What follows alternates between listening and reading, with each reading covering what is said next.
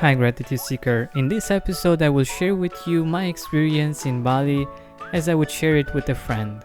And in the next episodes I will go deeper into different things that I've seen there that inspired me and how we can apply them in our lives so we can make them even better.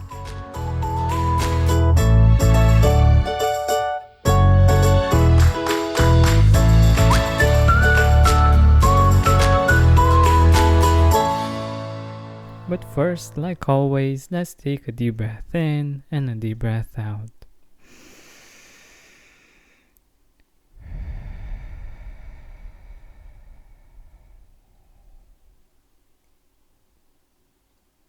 Hope you've been doing this even without the episodes of the Gratitude Podcast, because it's a really important habit and it really makes a big difference if you do it constantly. So my plan for this episode is to tell you what happened on the outside. The things that I've experimented, the places where I've been, and in the following episodes I will tell you what happened on the inside too, and what I've concluded, the things that I've learned, and the actual inner journey, which I think is very important and is not always seen or valued as much from the outside. And the first thing that I would like to share with you is the music and the atmosphere in the Balinese airport. After a really long journey, the longest one in my life, at least by plane, we arrived in Bali. And this is the atmosphere that was welcoming us. After being on a crowded plane for 10 hours, imagine the feeling that we had walking in a very welcoming, wide open space with this music and a very homey carpet covering all of the arrival section at the airport. From there we were picked up and we went to our villas, and the first thing that hit us when we got home was that even though it was dark outside and it was at midnight, it was very hot and humid. It was a bit of a shock at first, but in the following days we got used with it and it actually got to be very pleasant. I want to be honest with you, and I'm going to tell you what was good and what was bad also, but I won't focus, of course, as much on the negatives, because there were many amazing things that have happened and that I've seen there that were magnificent. So there was a little bit of a shock when we went to our rooms and we saw that the bathroom is actually really small. Like, we didn't have a bathtub or designated place for taking a shower. Basically, there was no shower cabin, and it took a while for the water to get out of the bathroom and into the plumbing system. Also, there were some issues with the toilet, and it wasn't as clean as we hoped it would be. And to be honest, it kind of affected us a bit, because after a long flight, we hoped that we would be welcomed in a different way in our room. It was only after we rested that we got to appreciate Bali for what it is. After the morning meditation and after breakfast, we went to the exchange office, and afterwards we were all millionaires in rupiah, and afterwards we went to the bazaar to spend our millions, of course. Got some really nice yoga pants with an elephant on them that I'm wearing right now, actually, and they were really cheap. So even for us coming from Eastern Europe, we felt that they have good prices. They are about the same as the prices we have here, but of course the things we've bought there we appreciated more, because we knew that it's probably a once in a lifetime kind of experience. Also bought a tank top with Ganesha, the god of prosperity and abundance, and it really served me well there because it's so warm all the time. I get it now why they say that it's paradise there, because you feel like going out and being outside, whether it's 4 in the morning or it's 4 in the afternoon. It's always pleasant to be outside. And since you have the seaside so close by, it's perfect. Like, I think that the temperatures were around 24, 26 to 30 degrees Celsius throughout the day and night. So even in the nighttime, the temperature doesn't go lower than 24 or something like this. All I know that it's very pleasant to be outside even when it's nighttime, and you basically don't need to have a jacket or to have something else with you, and that the tank top was perfect for that weather. Also, they are Hindu. Most of the population of Bali is Hindu, and each morning they give an offering of thanks, of appreciation to their gods. And it's basically a banana leaf with flowers in it, with fruit, with candy, even with cigarettes, and almost always with an incense stick.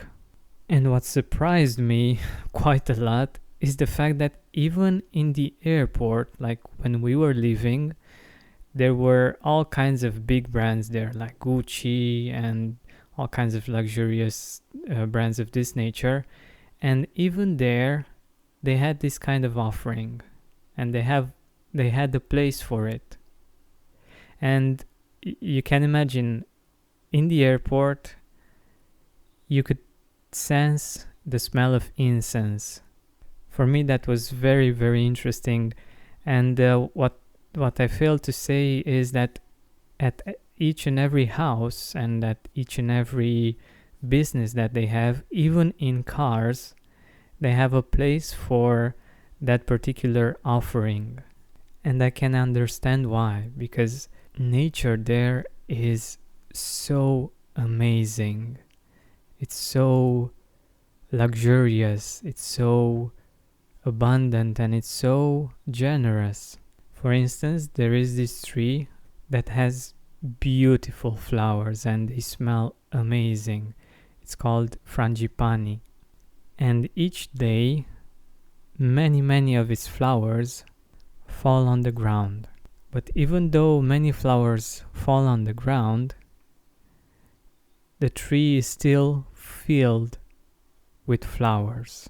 So they don't have to pick flowers from their gardens, from a place where there aren't enough flowers, but they have so many that they can easily pick up and put in their offerings. And thanks to this weather, like I was saying, the vegetation is amazing. Everywhere you look, you see green, but a really healthy and vibrant green. Of course, there are other colors. There are many beautiful flowers, all of them with very intense and radiant colors. It really made you feel connected with nature. There was more nature than there were buildings. This is how I felt. Like we were part of nature rather than part of the city with its buildings. And I could see the contrast of this getting back to Cluj, where being an ex-communist city in an ex-communist country, all of the buildings are gray. Like everywhere you look around, you see gray. And for me, this was so interesting, especially since it's autumn here and it was like summer there. The contrast was even stronger, even more powerful. After going to the bazaar, we went on the beach and I experienced for the first time in my life having my feet in the sand, in the warm sand, and also being in a coffee shop. So as I was drinking from the young coconut that I ordered, I could look at the sea and I could feel the fresh air, the salty air by the seaside, and that was an amazing experience. Even though, to be honest, the young coconut, it's not for me. Like, I thought it would be much more coconutty and much tastier as a drink. But I did enjoy something I tried for the first time in my life. We ordered a banana pizza. It's basically a pizza with mozzarella, banana, and honey. And it was really, really good. So I definitely recommend it. Another dream came true that evening, in the sense that it was the first time when I danced on the sand by the seaside. At that particular cafe, in each evening there were different kinds of themes, and we were lucky enough to participate in a dance themed night evening, and it was so fun. We learned some new dances, some new moves. We were horrible, to be honest, but we had fun, and we learned a few new tricks, and we enjoyed the beautiful feeling of dancing by the seaside in the evening with that beautiful seaside smell. It's quite an experience, and I definitely recommend it. Next day, after breakfast and the morning meditation, we went on our first trip to Uluwatu. There I saw one of the most amazing sights that I've ever seen in my life. It was breathtaking. We were at the coast at the Uluwatu temple, overseeing the Indian Ocean. We were at the exact time of the day in which we could see the sun beautifully mirrored on the sea, and the waves were crashing on the rocks. We had a really beautiful spot in the temple, about 50 meters high above sea level, and we could enjoy the beautiful colors and the beautiful movement of nature. It was incredible. And I was thinking that, man, I would love to be a monk here to see this view every day. It's just amazing.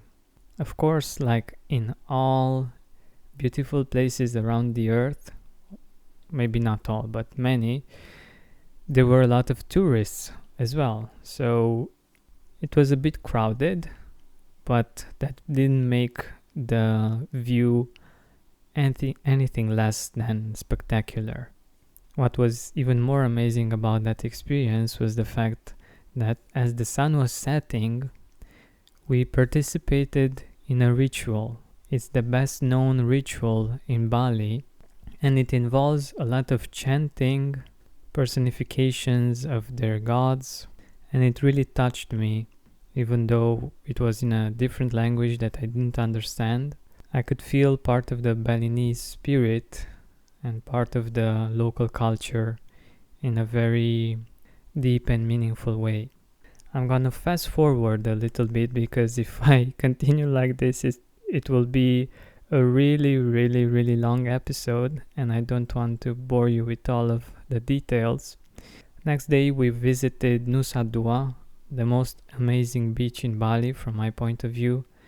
It was the first time in my life when I was able to experience the clear water that I saw in the movies or in all kinds of ads and everything.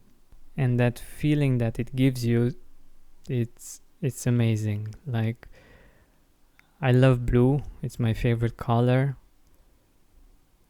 And the contrasts that I was seeing there, the kind of blue that I could see there was so uplifting, was so magical somehow for me.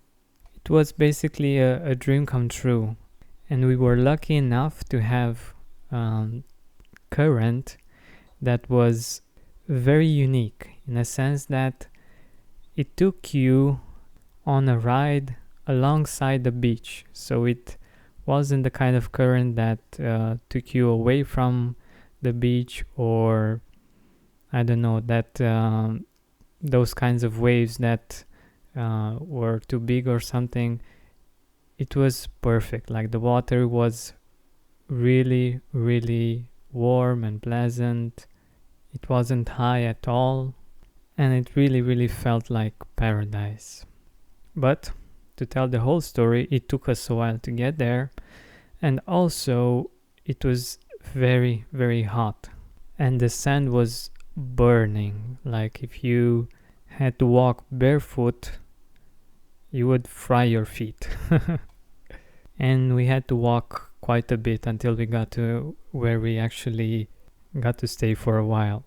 Next day we visited the rice fields, and it was an amazing view there as well. Many of the things that I'm talking about I've posted pictures of on Instagram, on Facebook, and also videos, so you can check them out. I've experienced the famous Balinese swing. It's a really huge swing, and there are two people that are making sure you get some speed. And even though I don't usually scream, I couldn't help but do so. It's really, really thrilling, really scary, but it's a beautiful experience nonetheless. I wanted to face my fear, and it was well worth it. We also visited the water temple. Afterwards, we went to Ubud, where someone actually got their phone stolen by a monkey, and the locals had to surround the monkey on a house, and only after some tough negotiations, the monkey got to throw the phone, and it fell on the floor, on the pavement to be more exact. It's really something serious that you should take into consideration if you plan on going to places where there are monkeys, because they steal stuff, especially shiny things.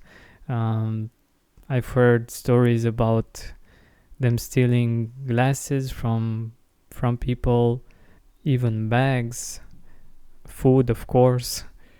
Fortunately, we were careful enough to make sure that they didn't steal anything from us. Bali is very interesting from this point of view.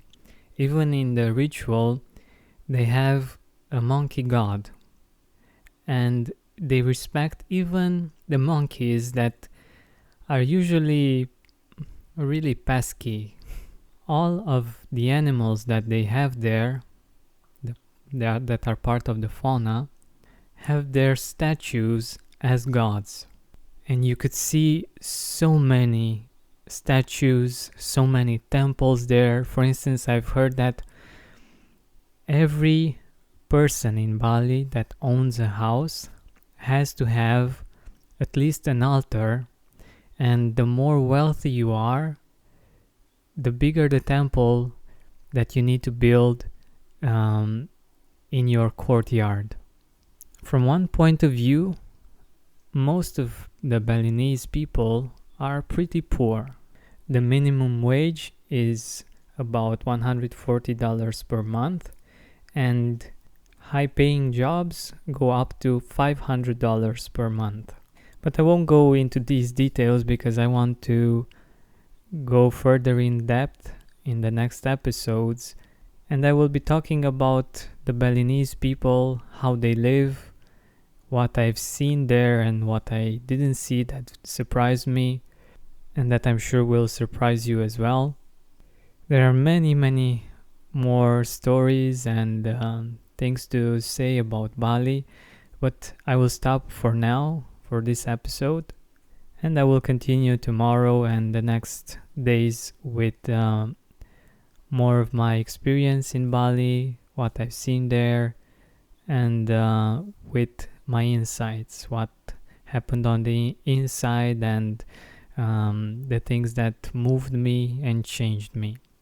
Thank you so much for listening. If you want to see pictures and videos, you can go on Facebook or on Instagram, search for the Gratitude Podcast, or click on the links in the description.